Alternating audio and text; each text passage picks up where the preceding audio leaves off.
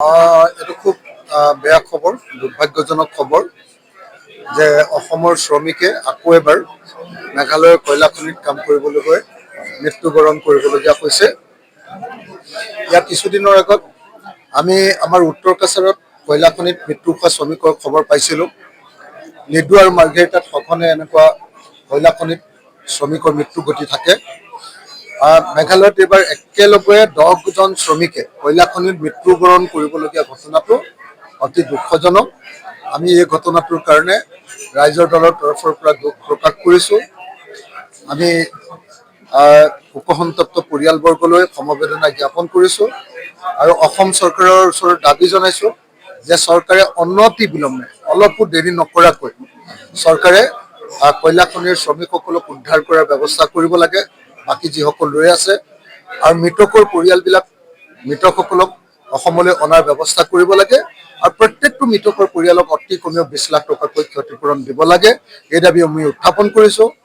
কিন্তু আটাইতকৈ ডাঙৰ কথাটো হ'ল আজি কেইদিনমানৰ আগতে অসমৰ মুখ্যমন্ত্ৰীয়ে কৈছে যে যোৱা কিছুদিনৰ ভিতৰত অসমৰ যুৱক যুৱতীয়ে বহিৰাজ্যত কাম কৰিবলৈ গৈ যোৱা কিছুদিনত 6 মাহ নে এবছৰৰ ভিতৰত 162জন যুৱক যুৱতীয়ে মৃত্যুবৰণ কৰা বুলি জানিব পৰা গৈছে। অসমৰ মুখ্যমন্ত্ৰীয়ে কৈছে সেইদিনা যেতিয়া 4জন আমাৰ মিচিং যুৱক যেতিয়া একেটা ৰুমতে মৃত্যু ঘটিছিলে, সেইদিনা অসমৰ মুখ্যমন্ত্ৰীয়ে অতি স্পষ্ট ভাষাৰে কৈছে যে যোৱা সময়খিনিত অসমৰ 162জন বহিৰাজ্যত কৰ্মৰত শ্ৰমিকে যোৱা সময়খিনিত মৃত্যুবৰণ কৰিবলগীয়া হৈছে। তাৰমানে এইটোকে প্ৰমাণ কৰিছে যে মুখ্যমন্ত্ৰী হিমন্ত বিশ্ব শৰ্মাৰ বিজেপি চৰকাৰৰ দিনত অসমৰ যুৱক যুৱতীসকলে অসমত কাম পোৱা নাই। তেওঁলোকে বহিৰাজ্যত কোনোবাই হাজিৰা কৰিবলৈ গৈছে, কোনোবাই চিকিউৰিটি গাৰ্ড কৰিবলৈ গৈছে, কোনোবাই হোটেলত কাম কৰিবলৈ গৈছে, কোনোবাই সাগৰত মাছ মাৰিবলৈ গৈছে আৰু এনেকৈ মাছ মাৰিবলৈ যাওঁতে বা কিবা এনেকুৱা কাম কৰিবলৈ যাওঁতে অনাহকতে এই মানুহবিলাক অকালতে মৃত্যুবৰণ কৰিবলগীয়া হৈছে। এইটোৱে আচলতে অসমৰ নিবনুৱা সমস্যাৰ প্ৰকৃত ৰূপটো দেখুৱাই দিছে আৰু অসমৰ মানুহৰ প্ৰতি যে বিজেপি চৰকাৰখনৰ কোনো দায়বদ্ধতা নাই সেইটোকে প্ৰতিপন্ন কৰিছে।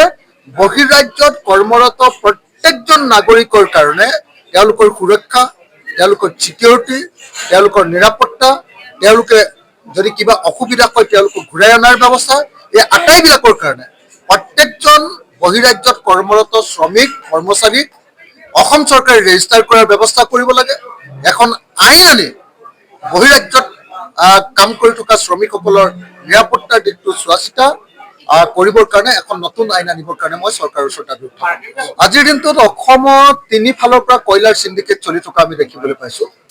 এটা হ'ল মাৰ্ঘেৰিটা আৰু লিডু, 2 নম্বৰটো হ'ল অৰুণাচল প্ৰদেশৰ পৰা খাৰচাঙৰ পৰা আহি থকা কয়লাৰ অবৈধ এটা সাংঘাতিক চিণ্ডিকেট 2, 3 নম্বৰটো হ'ল নাগালেণ্ডৰ পৰা আহি থকা আমাৰ কি কয় সোণাৰীৰ পিনেদি আমাৰ চৰাইদেউ জিলাকৈ নাগালেণ্ডৰ পৰা আহি থকা কয়লাৰ অবৈধ খনন আৰু অবৈধ সৰবৰাহ, আৰু 4 নম্বৰটো হ'ল মেঘালয়ৰ কয়লাৰ অবৈধ খনন আৰু সৰবৰাহ।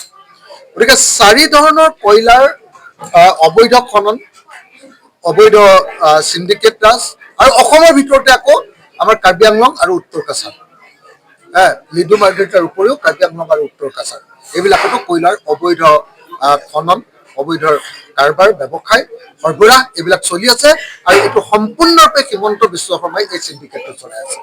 গতিকে মই কয়লাৰ অবৈধ চিণ্ডিকেট বন্ধ কৰিবৰ কাৰণে অসমৰ মুখ্যমন্ত্ৰী হিমন্ত বিশ্ব শৰ্মাৰ ওচৰত দাবী উত্থাপন কৰিছোঁ।